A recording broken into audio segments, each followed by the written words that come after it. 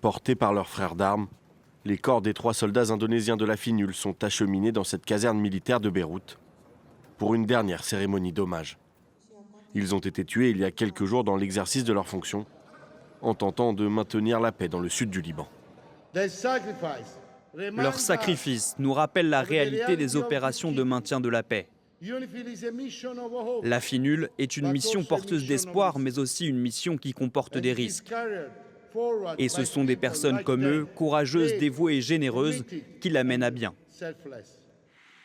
La FINUL a été créée en 1978 après l'opération Litani, menée par l'armée israélienne dans le sud Liban.